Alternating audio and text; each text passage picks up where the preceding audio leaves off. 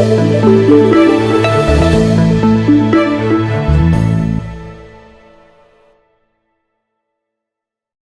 everyone, this is Kevin with Divinely Designed, and today I'm doing a video on using SoapCalc. One of my YouTube watchers asked if I would do a video about using a lie calculator, and so I haven't been doing a lot of videos because I haven't been making a lot of soap. I have a lot of soap that's sort of needing to be cleaned and labeled and all those things. So I sort of took a step back just to stop making soap for a little bit, so I can get that all completed. And then when I do start making soap, I'll start making some videos again. But I thought this would be a great video in the meantime. And the lie calculator we're going to use is called SoapCalc. And if you're not familiar with it, it's very easy. It's a great program. You can access it online. Just go to Google and type in SoapCalc, and it'll take you right to it. At the very top, you'll notice that there's a link that says, there's a bunch of links, but the one you want is SoapCalc Lie Calculator. So click on that, and it'll take you to the program which allows you to construct your own bar of soap and recipe. And you'll see it's numbered 1, 2, 3, 4, 5, 6, down here 7, and 8. So let's walk through how we would use this when making a recipe. Okay, so starting at number 1, the type of lye, you'll see it defaults to sodium hydroxide, NaOH. If you wanted to change it and use potassium hydroxide, you would just select on that and it would change whichever one you're using to. Now for most people, especially if this is more of a video for people starting out or beginners, so if you're making cold processed soap, you are almost 100% using sodium hydroxide. If you're making something like a cream soap or a shaving soap possibly, or liquid soap, you might be using KOH, which is potassium hydroxide.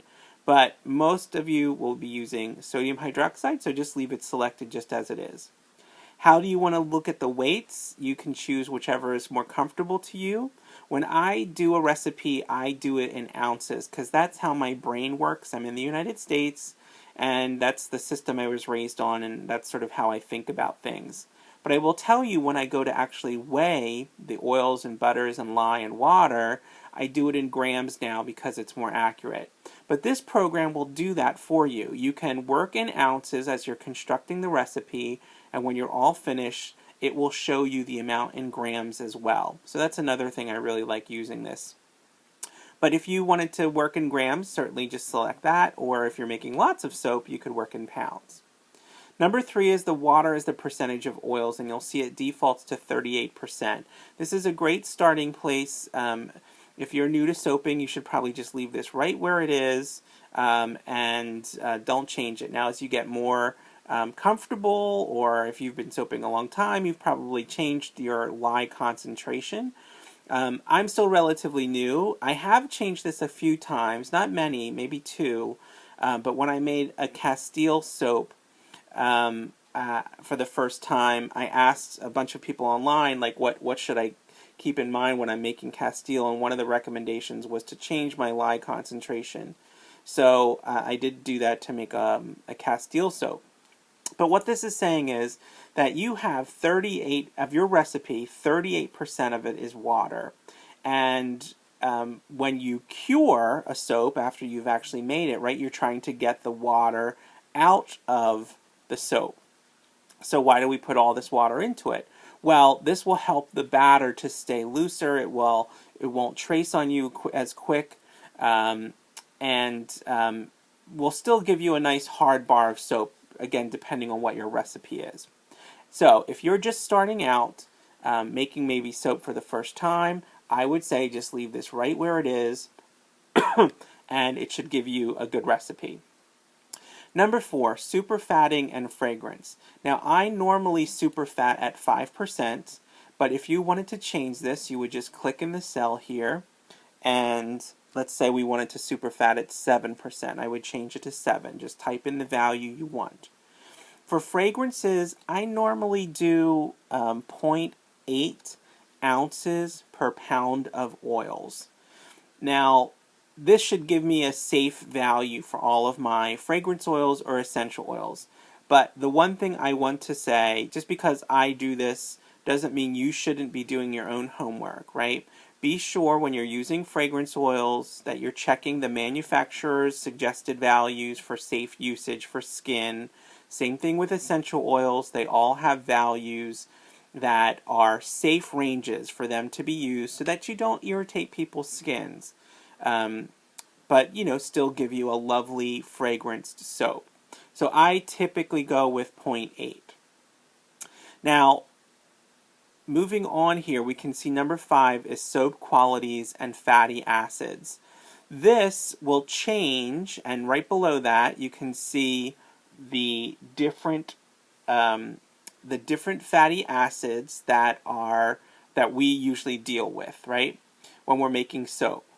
If you hover over the various, let me scroll up here a little bit, the various qualities, you'll get a little pop-up, right? Hardness, and it will tell you the ranges that we're going to look on. Now, we're going to look at the ranges in just a second, but it will give you some of the information you're looking for. So lauric acid, you can see, and here this will also take you, if you click on these, to the different qualities of that specific fatty acid. Now, when you click on a different oil or butter, you will see these numbers change. So, for example, let's click on castor oil. So, when I click on castor oil, you'll see all of my numbers change here. Castor oil is pretty unique because it is super high in ricinoleic acid, and it has very little of other types of fatty acids. But as you click on the different oils or butters, you will see their values change so that you can evaluate what kinds of things you're putting into your soap, right? And why does that matter? Well, when you're constructing a recipe, right, you want to think about what your final product is. What's your goal? What's your goal for your final product? Are you trying to make a really bubbly bar, a really creamy bar? What is it that you're attempting to do? And each of these fatty acids has different qualities that will impart different things to your soap when it's actually finished. So, if you're looking for, let's say, hardness in a bar, but you don't want to use palm oil, if you're trying to be palm oil free, which is, I'm trying to be palm oil free, you might want to consider some other things that are higher in stearic acid, because stearic acid will give you a nice hard bar. So I might come down and look for mango seed butter, and I can see that it's high in stearic and oleic acid. Or maybe I'm going to look for kokum butter. Kokum butter is also high in stearic acid. Or maybe, how about some tallow? Not so high, but it has 22%. And of course on here you could always then choose separately to add some stearic acid itself, right? So as you choose the different oils and butters, you can see over here what kind of qualities they will be contributing to your end bar of soap. Now I'm going to talk about these a little bit more in just a second, but let's start making a recipe. Alright, so I want to make a nice basic bar, so let's start off with some olive oil. I'm going to add olive oil pomace, and you can add this to your recipe list here one of two ways.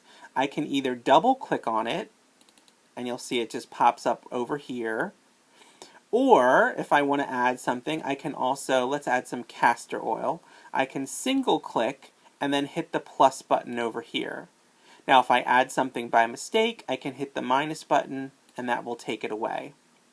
Alright, so I'm just adding things to my recipe list. I'm not actually indicating how much I'm using, I'm just adding the different elements to the recipe.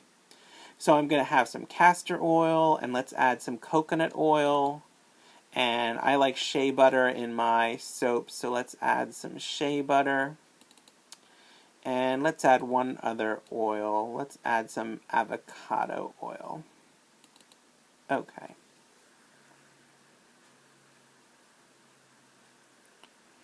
Alright, so now we have our recipe, And so we have some olive oil, castor, coconut, shea, and some avocado.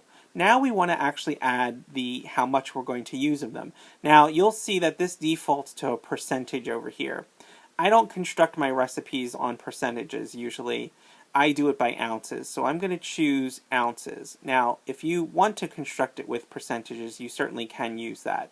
But like I said, my brain tends to think in ounces, so this is how I'm going to construct it. All right, so I'm going to use 20 of olive oil. I'm going to use, let's see, 8 of castor. I'm going to use 10 of coconut, 6 of shea, and 4 of avocado. Now, if I'm using the red Essential Depot mold, I shoot for 48 ounces total of oils because that will fill up the mold and give me a nice big bar of soap. So I've entered my individual amounts for each of my oils and butters, and now I'm going to calculate my recipe. Here will provide me with the total amount of oils and butters that I've used. So I've hit right on target at 48. I can also then see the different qualities of this recipe itself by using the View or Print Recipe button. But before we go there, notice that even though I used ounces, SoapCalc has showed me the percentage breakdown of my recipe. So, almost 42% is olive oil, almost 21 is coconut, then just below 17 is castor, 12.5 shea, and 8 avocado. So you can get a sense then after you've been, after you have some recipes under your belt, kind of what this recipe might look like. This is a pretty high percentage of olive oil for me. I tend not to have quite so high of a percentage in most of my recipes, but this is not bad to say. This is probably a lovely bar of soap. It's just I don't usually tend to have 41% of olive oil. But let's take a closer look at this recipe now. Oh, and I do want to point out, remember we used 0.8 ounces of fragrance oil. You can see that now that I've calculated this all out, SoapCalc is telling me I'm going to need 2.4 ounces of fragrance. But let's look at this on a separate sheet. So here's this button, View or Print Recipe. If I click on that, it will open up that recipe that I created in a different screen, a different window. And I can see my recipe here in the middle section, see where I entered ounces, but this program also then provides you with grams, and that's one of the things I love. I tend to work in creating a recipe in ounces, but measure in grams. This sheet I will actually type things into, so let's say this is my new recipe.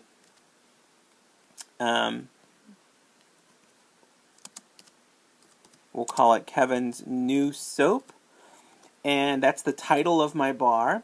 I will also add other notes in here. So let's say I'm going to add some colorants.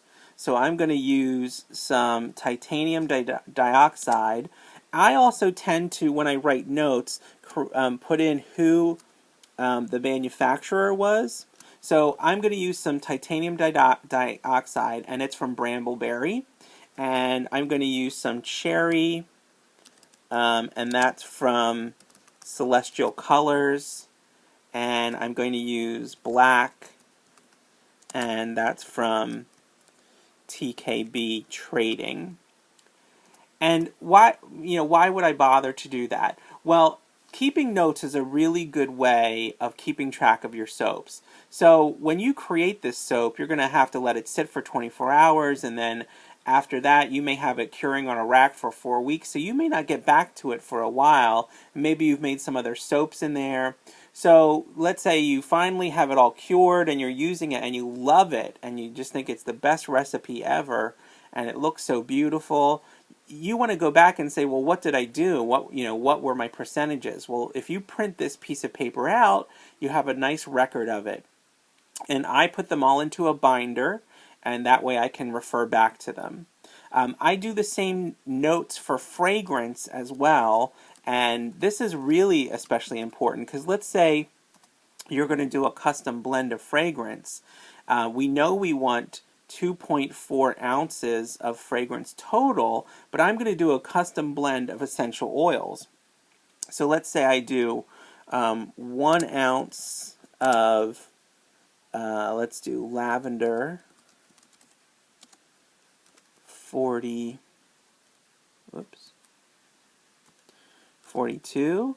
and I'm going to do 1 ounce of rosemary, and I'm going to do 0.4 ounces of star anise. Okay? So again, let's say it's 4 weeks later, and you're cleaning your soap, or you're packaging or whatever, and you smell it and you think, wow, this is the most fantastic smelling soap ever, and it's sticking really well, and I think people are going to love it.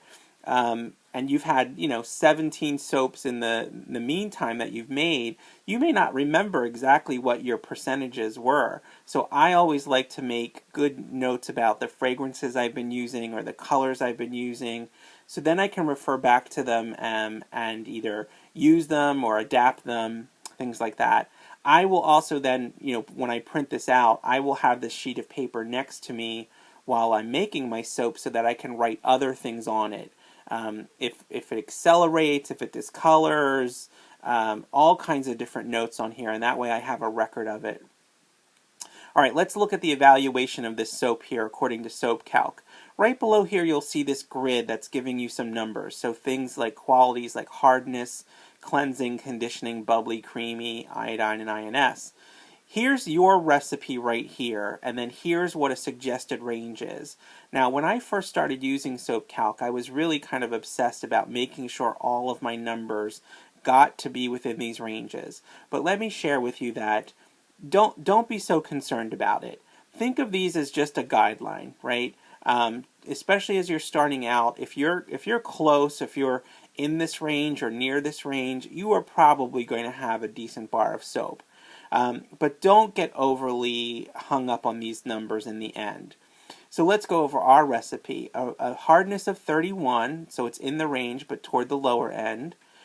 Cleansing of 14, in the range but at the lower end. Conditioning 66, in the range but at the upper end. Bubbly of 29, sort of right in the middle. Creamy 32, kind of in the middle. Iodine 66. Now iodine is sort of another measure of hardness, but it relates kind of more to, as far as I understand, how well it sort of holds up to dissolving in a shower or a bath, right? Not necessarily the hardness of the bar, but it will last a long time because it doesn't dissolve so quickly. So the lower this number, the better it will stand up to lasting in a shower or bath. And then INS is a value that was created, and I forget the guy's name, by some person. And it's basically kind of like the overall evaluation of the soap. So ours is falling right at 136, right on the bottom number of the range. But again, don't think of this as, well, 136 is just an okay bar, and if I had a value of 165, that would be a fantastic bar. It doesn't work like that. This is, again, just a guideline. Yeah, you're good. You're in the range. You're somewhere close to it. You're probably going to make a nice bar. As you get more experience using different oils and butters and things, you will develop your own recipe about what works or what you think makes a fantastic bar of soap. This is just to get you in the ballpark. So this is a pretty good bar. We've gotten all of our stuff in the range, and we're probably going to have a bar that's got a nice, bubbly, conditioning, creamy kind of lather. Not super cleansing and not a super hard bar, but probably a really lovely bath and body bar. And we're going to color it with some white, red, and black and make it look fancy. And we've got a lovely combination of essential oils, lavender, rosemary, and star anise, which is probably going to be a really nice soap. Okay? So we also, and most importantly, we do have our water and our lye that's been calculated out here, right? So depending on the combination of oils and butters that you use, right? Each one of these has a different saponification value, or an SAP value. So the goal of the soap is to use your base, lye, applied to a fatty acid to turn it into a salt, which is what soap is. Now, you'll notice that we have a lye amount of 180 grams of lye. If we were using, if we wanted to saponify every single bit of the oil, we actually would need more lye. And why is that? That's because we set a superfat of 7%. We're basically telling the program, hey, I don't want you to saponify all of these oils, right? I want to have some of my oils left over because that's what I think is going to add great qualities to the person using the bar. They're going to love it. It's going to feel great on their skin. And I've constructed my recipe with that in mind. So I want 7% of these oils and butters to sort of stay out of the mix.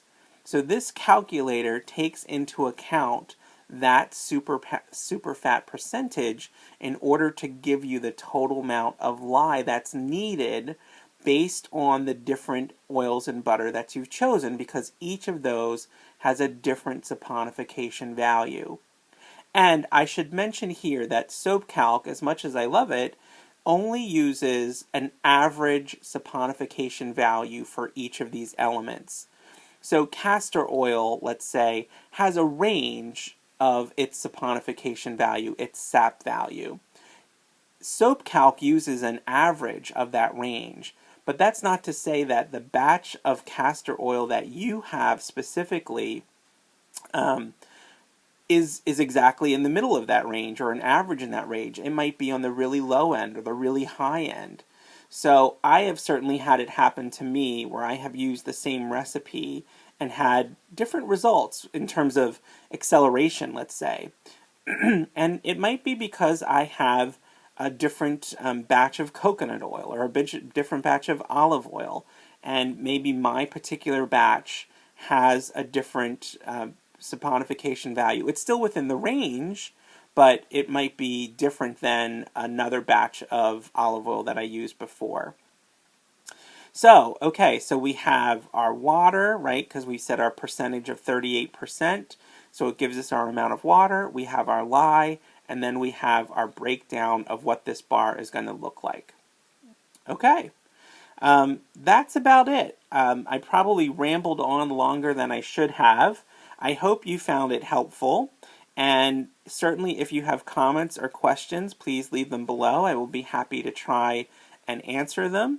If you like it, subscribe, and check back for more soap related videos. Thanks for watching, everyone.